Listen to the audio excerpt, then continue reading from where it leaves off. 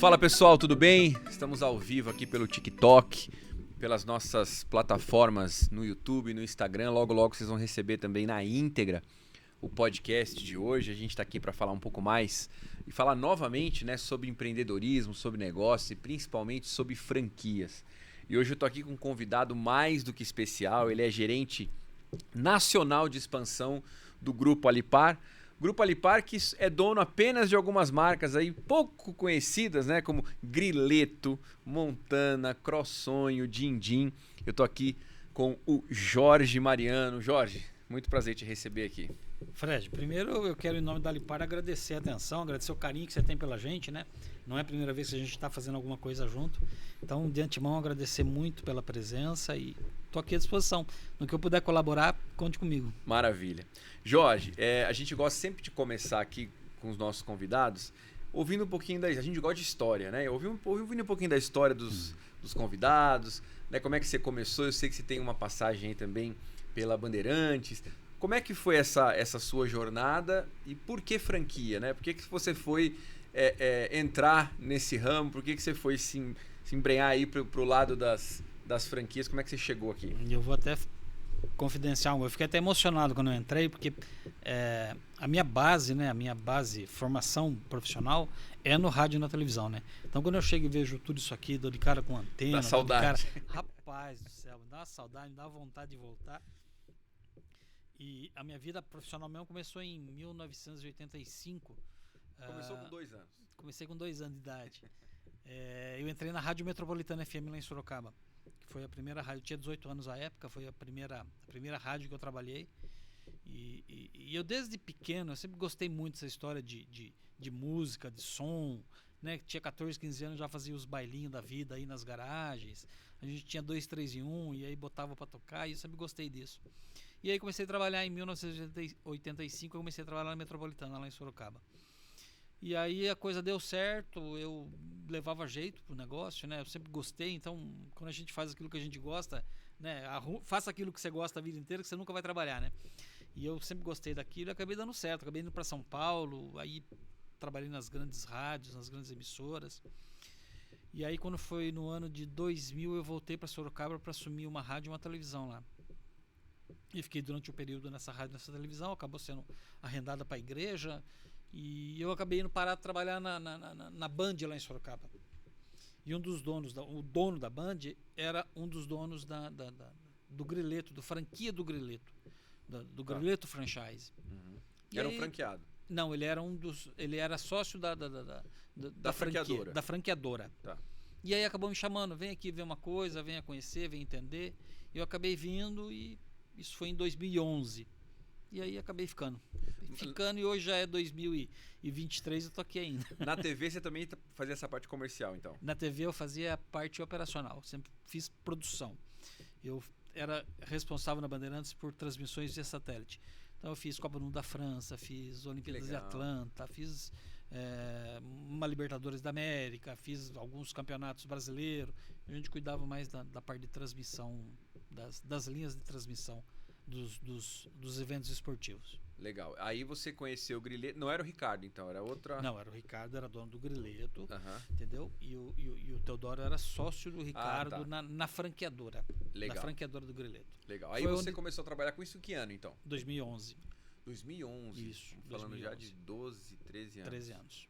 Tá. Em julho agora eu fiz 13 anos na companhia. Legal.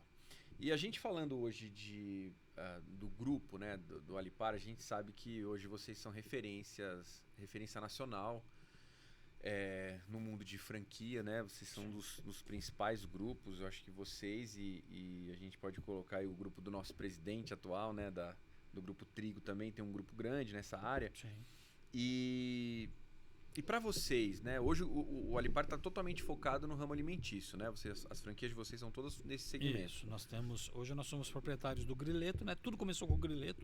Em 2011, 2014, o grupo adquiriu o Montana Grill.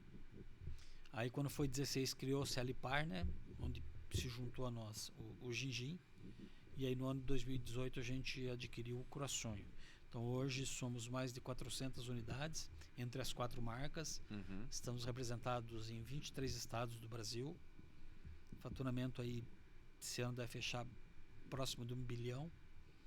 E crescendo. O nosso negócio é alimentação. A gente gosta de alimentação. É isso que a gente sabe fazer. É isso que a gente vai fazer. Acho que cada macaco no seu galho, né?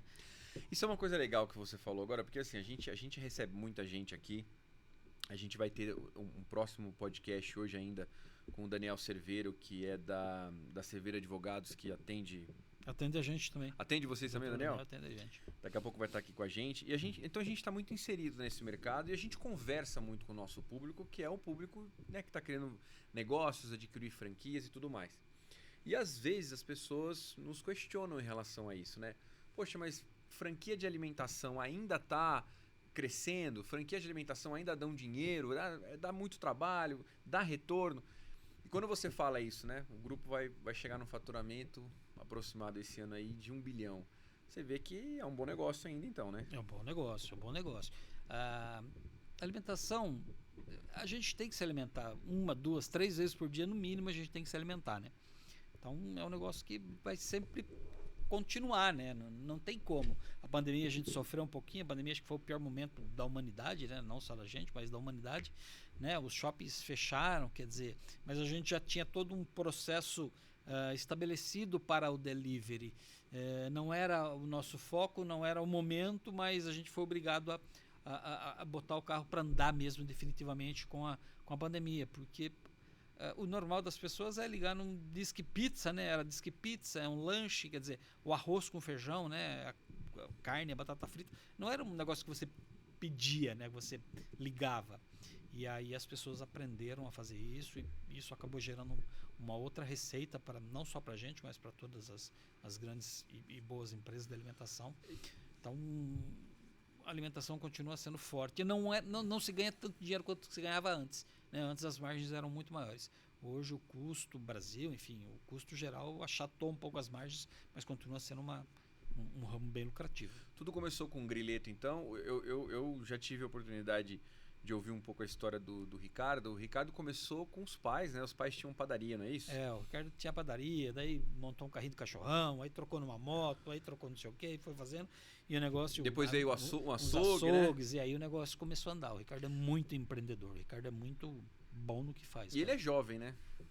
51, 52, se não me falha a memória. É um cara novo, um cara bem novo, mas é um empreendedor nato, né? Um cara que a gente tá ali pensando, em 2 segundos ele resolve a situação. O Montana vocês adquiriram, então? Sim. Ele já existia. 2014 a gente comprou o Montana. O Montana era do Chitãozinho e Chororó? Chitãozinho e Chororó. Vocês compraram e quando eles estavam no... Deles, então? Deles. A gente comprou a companhia. Eram alguns sócios entre eles, tá. Chitãozinho e Chororó, né? Legal. E aí, mas eram dos negócios menores que eles tinham, né? Então, imagino. Acabava que não tinha tanto foco na operação, né? Uhum. Então isso propiciou que a gente comprasse, que o Ricardo chegasse e comprasse o Montana deles. Legal. E o Montana, inclusive, esse ano, né? A Pequenas Empresas Grandes Negócios elegeu ali a franquia do ano. No ano de 22, né? O ano passado. O ano passado.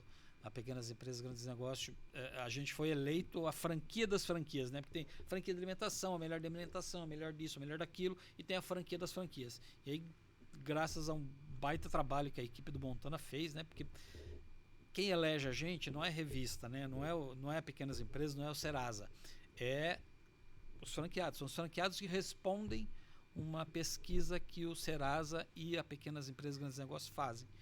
Então, os franqueados nos elegeram como a melhor franquia das franquias, né? E isso acaba que é o trabalho que a equipe do Montana fez, né? É o suporte que a equipe do Montana dá, é o suporte que a franqueadora dá para os franqueados, que faz com que eles falem bem da gente, né? Então, a gente fica muito feliz porque a gente veio do momento pós-pandêmico, né? Então, um momento que todo mundo estava ali, sabe? Então, deviam estar naturalmente deveriam estar bravos com a franqueadora e não elegendo como a melhor, né? Mas a gente conseguiu, de alguma maneira, né, fazer o que tinha que ser feito, né?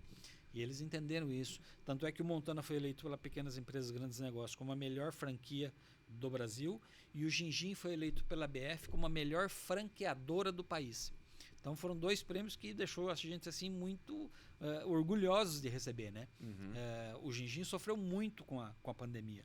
O Gin é buffet, né? Então as pessoas todas falando, pegando, quer dizer, então foi difícil na época da pandemia. Então a franqueadora ela teve uma iniciativa muito rápida, fez um rollout muito rápido da operação para que a operação não morresse, porque, cara, era muito difícil, né? Você fazer com que as pessoas viessem comer ali onde as pessoas tinham, quer dizer, foi bem complicado. Então a gente fez um trabalho bacana.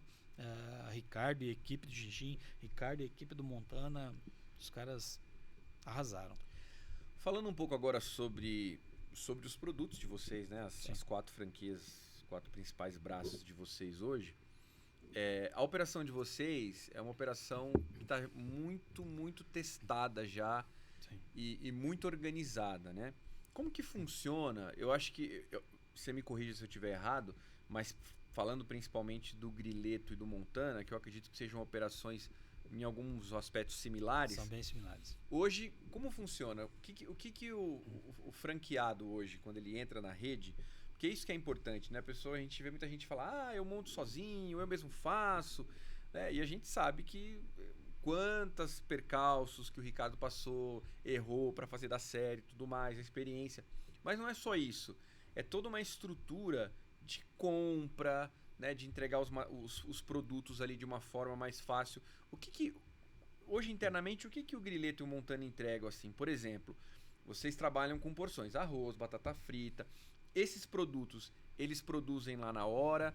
Vocês entregam alguma coisa já pronta, tempero? A carne eu sei que vocês distribuem, né? Porque eu acho que o Ricardo, por essa experiência toda que ele tinha, inclusive vindo de açougue, ele deve ter parcerias. Como é que funciona isso? O que vocês entregam para o franqueado dentro desse processo? Para as pessoas entenderem o apoio que a franqueadora realmente dá, né, nesse processo. Ela tem um processo, como você disse, já bem estabelecido, né? A gente já está no mercado, se você for contar, há mais de 30 anos com o Gin, quer dizer, o Montana mais de 25 anos, o Grileto agora passou a ser maior de idade, tem 18 anos já.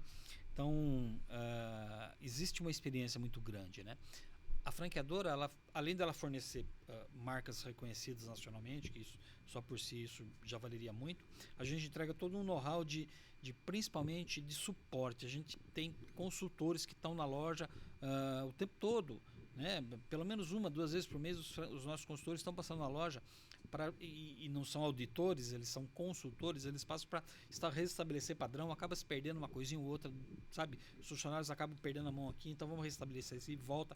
Mas o que mais importante a nossa rede tem é o operador logístico. Então a gente consegue entregar na porta de todas as nossas lojas, pelo menos uma vez por semana, 80%, 90% do que eles têm no cardápio. Então todas as proteínas, todas as massas, todos os molhos, todos os recheios, batata padrão, enfim, tudo aquilo que determina padrão de qualidade, o sachêzinho de açúcar escrito Grileto, o sachêzinho de sal escrito Montana, tudo que determina padrão de qualidade, você compra nesse operador logístico e ele bota na porta da sua loja uma vez por semana. Isso facilita muito a vida. As proteínas, por exemplo, elas já chegam porcionadas, individualizadas. Então, os pratos eles têm fichas técnicas. Então, uma vez que você vendeu um prato de contrafilé, por exemplo, embaixo do seu estoque um contrafilé, tantos gramas daquilo outro, entendeu? Que faz com que o franqueado ele tenha a loja muito na mão dele. Sabe, uma vez que o sistema abastecido, ele vai ver que a perda dele beira o zero. É uma coisa muito inexpressiva a perda que existe nas lojas, sabe? Uhum. Porque chega tudo para ele meio que mastigado, tudo que porcionado, entendeu? Então é uma operação muito fácil de se fazer. O que ele compra local? Ele compra os commodities, arroz, feijão, óleo, margarina. A gente tem 3 marcas de cada um desses produtos homologados e ele pode comprar onde ele quiser, no preço que ele quiser, para ele abastecer a loja dele, entendeu? Entendi. Então existe essa facilidade do operador logístico que faz com que a gente consiga crescer em escala e isso ajuda muito. Isso é uma coisa, eu falo até como consumidor nesse caso, que eu percebo muito, tanto no Montana quanto no Grileto, que é o padrão, né? A gente viaja muito, sabe como que funciona? Você come no Nordeste, você come em São Paulo, você come no Sul. Eu tenho Montana em Manaus. A mesma carne que você vai comer lá é a mesma carne que você vai comer aqui no Polo, entendeu? Para quem eu tô falando Polo, para quem não sabe, a gente tem Indaiatuba. Que você vai comer aqui no Shopping Polo, entendeu? Então tem que ser a mesma carne, tem que ser a mesma proteína. Senão não tem razão de ser rede, né? Sim, sem dúvida. E aí, falando um pouquinho de números, né? Hoje, e se a gente puder falar um pouquinho de cada uma, para quem quiser investir, quem está assistindo de repente fala, não, legal, mas qual é o investimento para eu montar um Montana, para eu montar um Grilleto, para eu montar um Din-Din, um Crossonho? Quanto a pessoa gastaria em média ali para colocar essa operação de pé? Se a gente estiver pensando hoje numa loja nova do zero, e quando eu falo loja do zero, você pegar uma loja no shopping no Shell, que não tem nada, não tem hidráulica, não tem.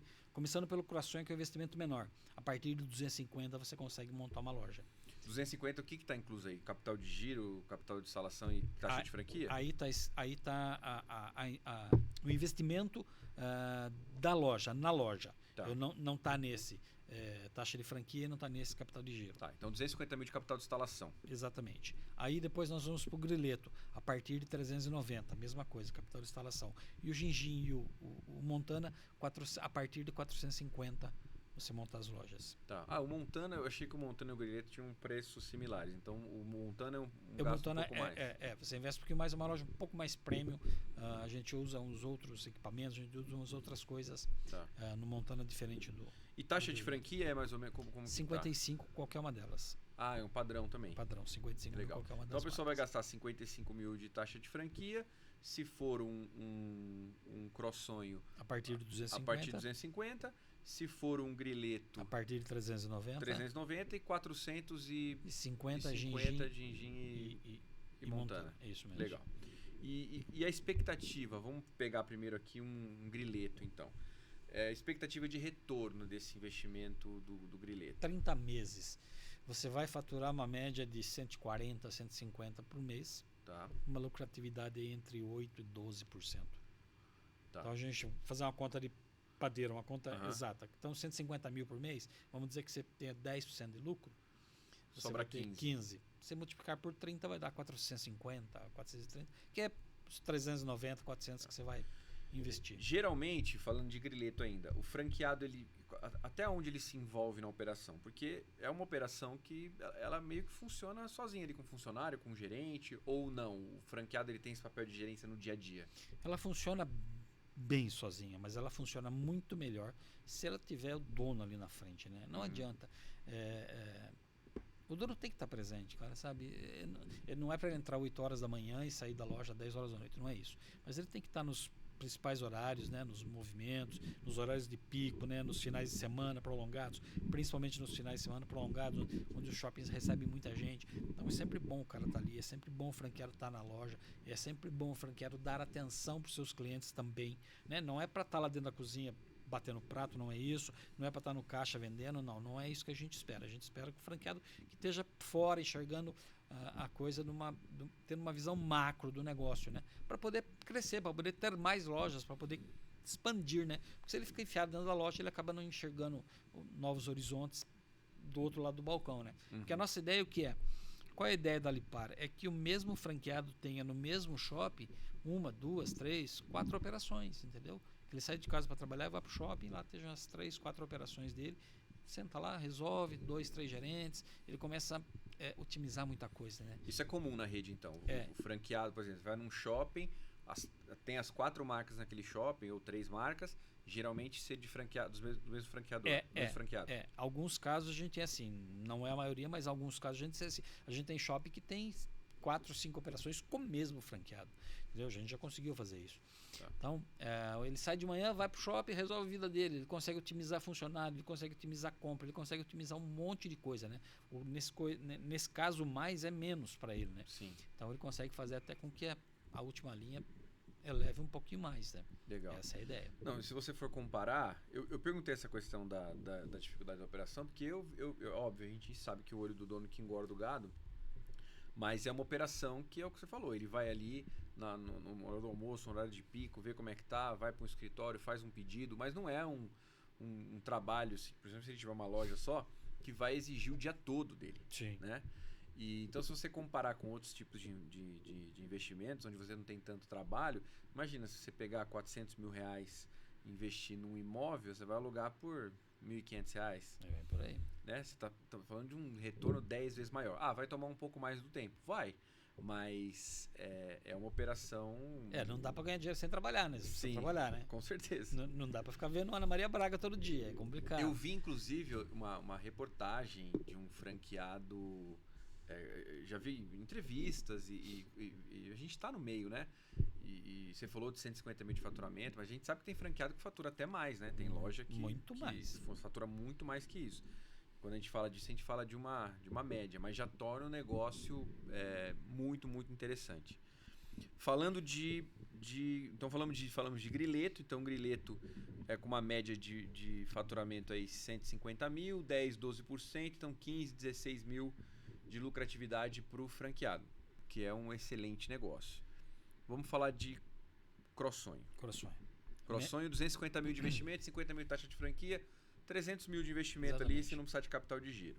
Média de faturamento 100 mil e a base de lucratividade é essa também, de 8 a 12%. Tá. A gente tem um CMV muito ajustado, né?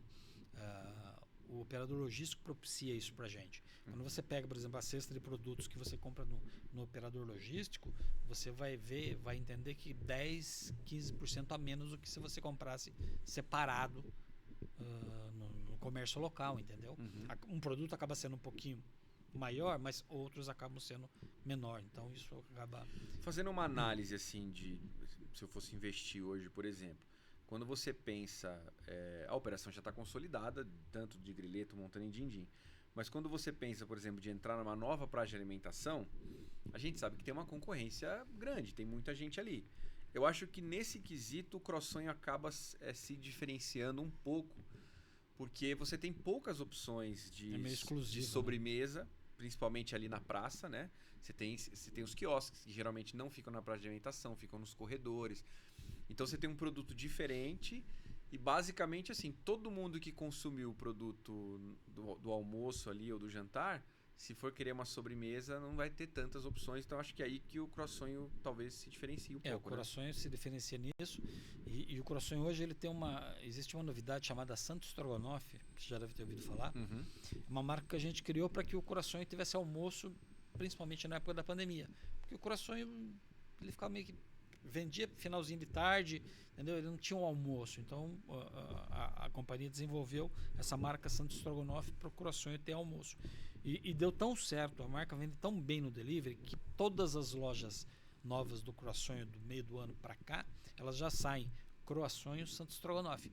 Ele foi para a praça de alimentação também. Você nunca vai ver só o Santo Strogonoff por enquanto. Você vai ver sempre Crossonho Santo Strogonoff. Faz com que a gente consiga inserir o croissant no horário do almoço. Porque não tinha almoço, né? Você vai para a praça, você não vai comer um croissant. Sim, tinha gente que ia e pedia um croissant recheado para comer na hora do almoço, mas era a minoria. Então hoje a gente consegue inserir o croissant no almoço. Deu muito certo essa experiência do delivery que a gente botou nas principais não. Todas as lojas do croissant que saem agora, elas saem junto com o Santo Strogonoff.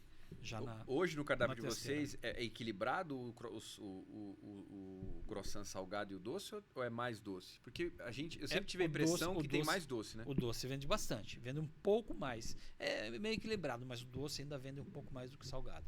Tá. Você, antes de perguntar de falar dos números do Montana, você falou do delivery, falou da pandemia, de tudo que aconteceu e a gente passou isso aí no dia a dia. Mas eu acho que depois da pandemia, você tinha uma operação em shopping que já realizava X, que já funcionava e você praticamente não existia delivery quando você falava em shopping, né? Era muito pouco, né?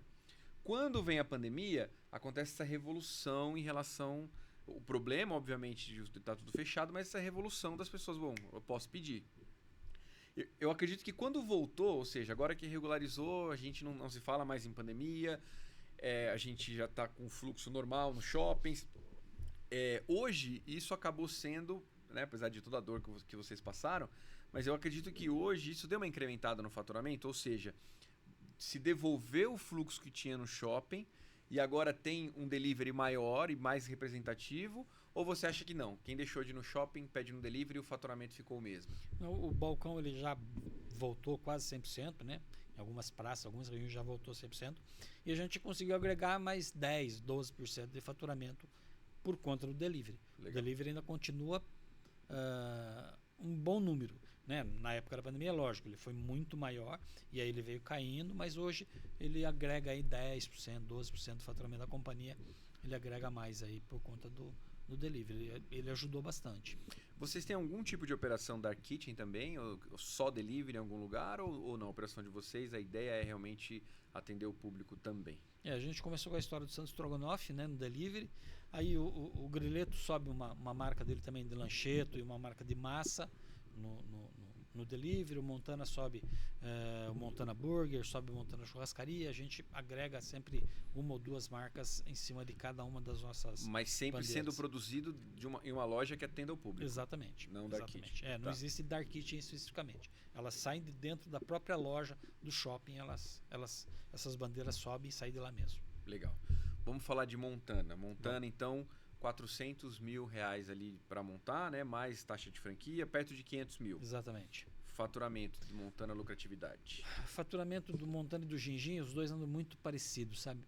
170, 180 por mês de faturamento, com a mesma lucratividade, de 8 a 12% sobre o faturamento bruto. Legal. Então, 180, 18, 19 mil reais ali, Exatamente. quase 20 de lucratividade. É um bom salário, com certeza. Bom salário.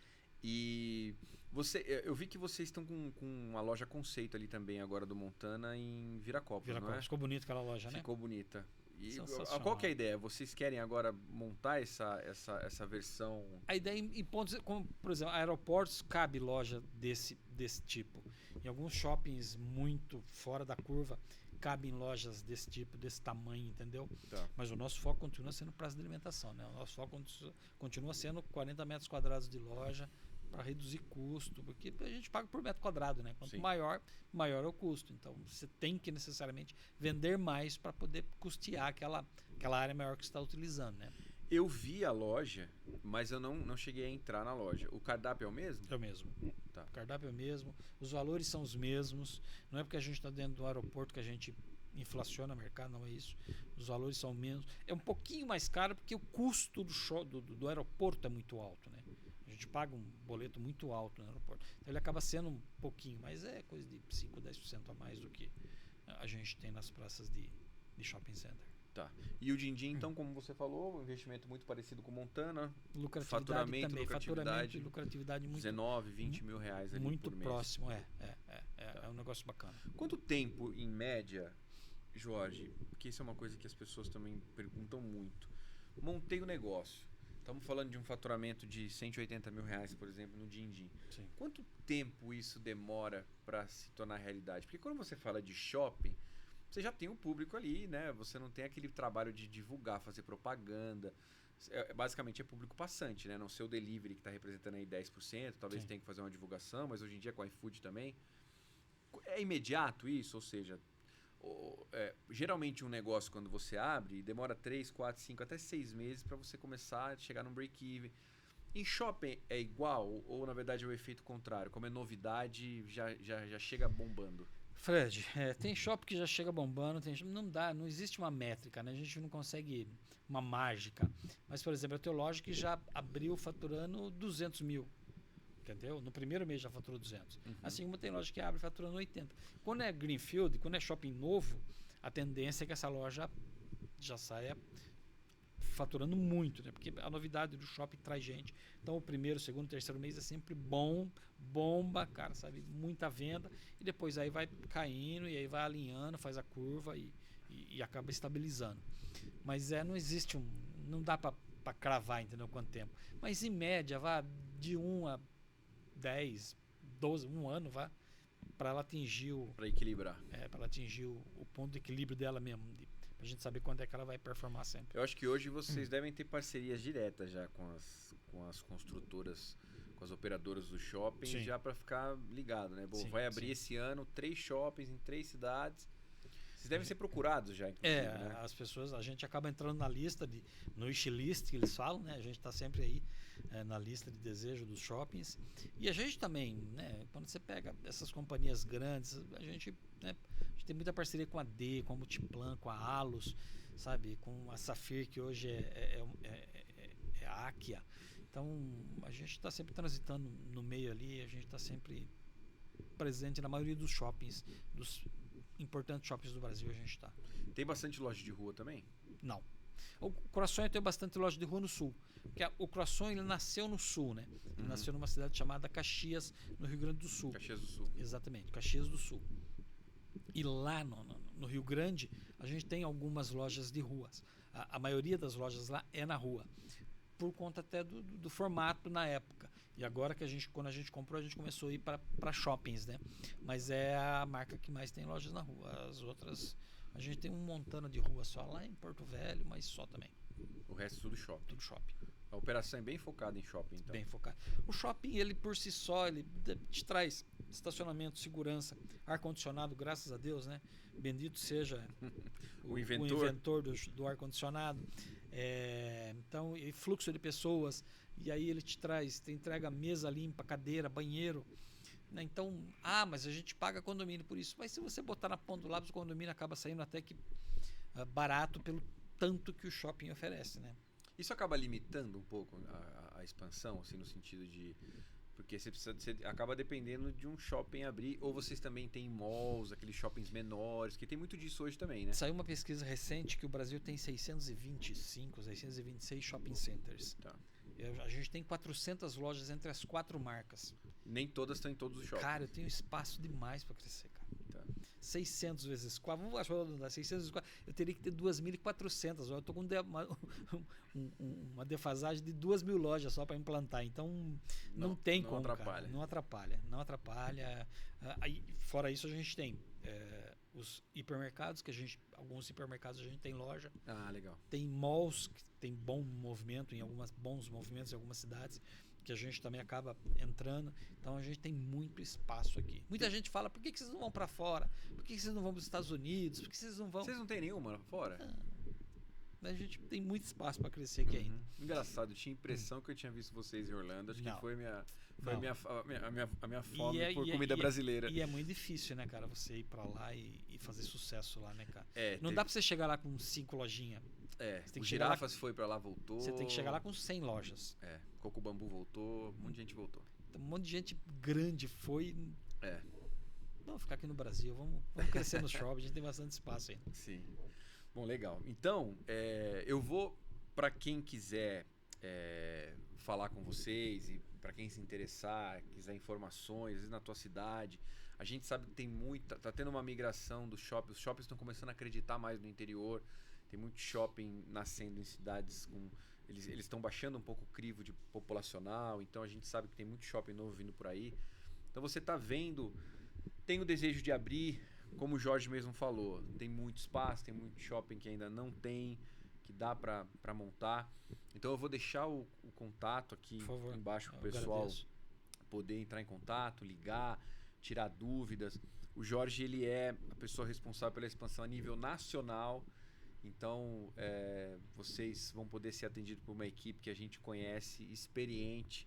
A gente sabe que tem muita gente aí no meio do franchise que inveja esse time de venda que vocês têm aí, porque o time está azeitado, como a gente costuma dizer, né? Eu tenho que me ajuda aqui em São Paulo e em algumas regiões do Brasil. Eu tenho a Silvia Almeida, que trabalha com a gente lá. Aí eu tenho no Sul, eu tenho a Carol, que ajuda a gente lá na região Sul, de Curitiba para baixo, ela que vê tudo lá pra gente. E eu tenho lá no Centro-Oeste o Kleider, que trabalha com a gente. O Kleider está recentemente ajudando a gente lá em Brasília, na região Centro-Oeste, a expandir a marca. É um povo bem legal, é uma equipe bem bacana. Quando vocês fazem a venda, costuma ter reuniões presenciais, então? Por isso que você tem esse time dividido. Eu gosto muito de reunião presencial, né? A pandemia ensinou uma outra coisa para nós, né? Que a gente consegue fazer reuniões online.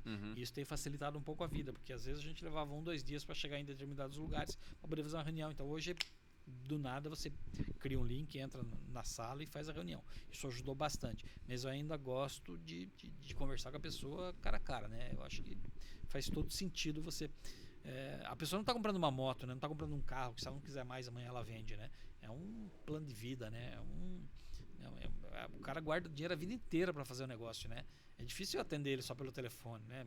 Tem que dar uma atenção. E a gente se preocupa muito com isso, principalmente com essa história de que é plano de vida do cara, entendeu? A vida inteira ele guardou dinheiro para ele montar um negócio. A gente tem que orientar ele, tem que explicar, tem que mostrar, tem que contar que não são tudo flores, que não são tudo flores, negócio é negócio.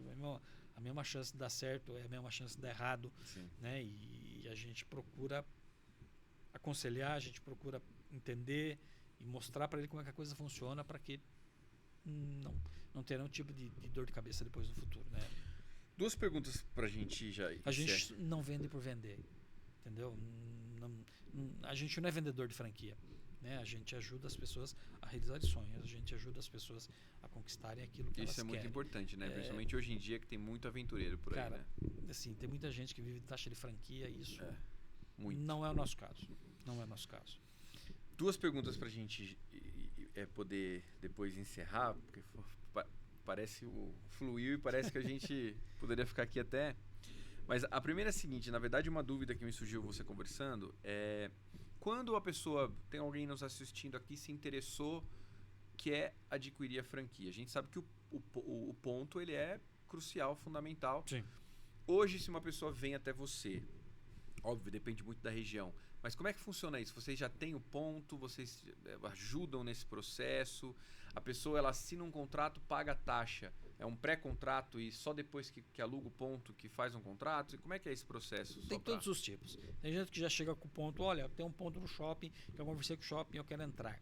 Então isso minimiza etapas, isso faz com que a coisa ande mais rápido. Tem gente que chega, olha, eu estou pensando em ter uma loja e eu queria que vocês me ajudassem a buscar um ponto em algum shopping. A gente também faz isso. Existe shopping que nos liga e fala assim, olha, tem um franqueado da marca XYZ que quer crescer e ele falou de vocês e a gente indicou vocês para ele, já tem um ponto aqui. Então, tem negócio que... outro dia eu fechei um negócio do Montana, eu até brinco que foi o negócio mais rápido que eu já fechei na vida. Eu combinei com... A pessoa me ligou, olha, estava pensando em ter uma loja aqui. Falei, tá bom, você tá, tô na cidade tal. Desci na quinta-feira. Na quinta-feira desci, conversei com ele, entreguei todo o material para ele. Na sexta de manhã ele já me mandou tudo preenchido, tudo desenvolvido, tudo certinho, tudo que eu precisava. Mandei para análise do jurídico, o jurídico falou, tá ok. Falou, pode mandar a COF, mandei a COF, ele assinou, passou os 10 dias do tempo legal, a gente fechou o negócio, quer dizer, fechou o negócio em 15 dias com ele. Então foi um negócio muito rápido, a loja já está para inaugurar agora dia 1º de dezembro. Mas tem negócio que eu levo 5 anos para fechar, entendeu? Então...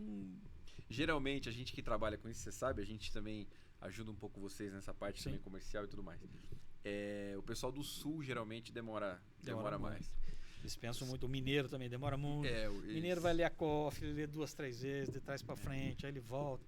Mas tá certo. E o Nordeste é mais rápido. É mais rápido. Nossa experiência. É mais rápido. Então o que acontece?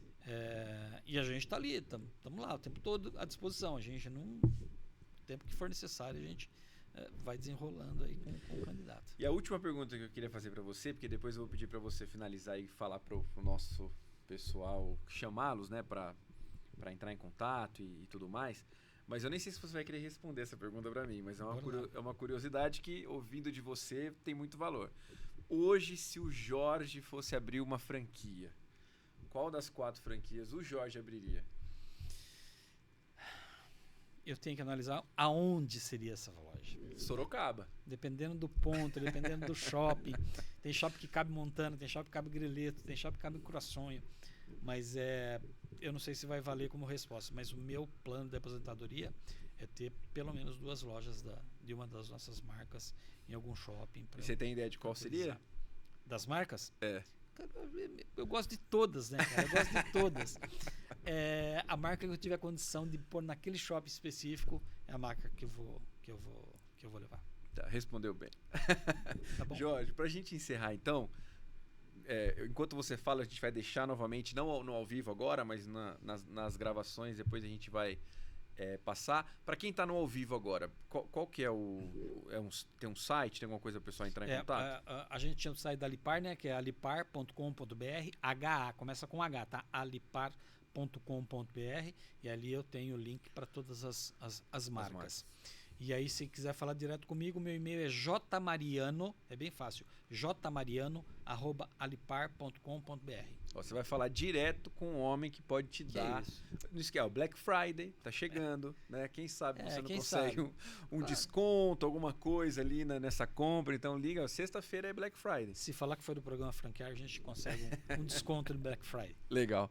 Jorge, muito obrigado. Fred, eu que agradeço de coração, em nome da Alipar, em nome do Ricardo, a atenção que você dá pra gente e o convite de participar aqui com você. Eu que agradeço. Pessoal, estamos encerrando aí mais um programa. Muito gostoso esse papo hoje.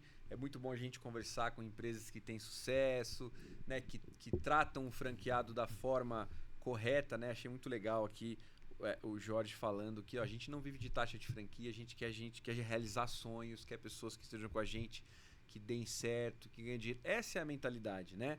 A gente não deveria nem ter que elogiar esse tipo de atitude, porque deveria ser uma máxima para todo mundo, né? Mas que bom que a gente pode ter ainda empresas assim, que defendem o nome do franchising com qualidade. E obviamente que os prêmios vêm, o reconhecimento vem por tudo isso. Então, entre em contato com o site, a gente já passou aqui para vocês. Vamos colocar aqui também, depois se você estiver ouvindo aí os nossos cortes. Muito obrigado por participar, valeu demais e até a próxima.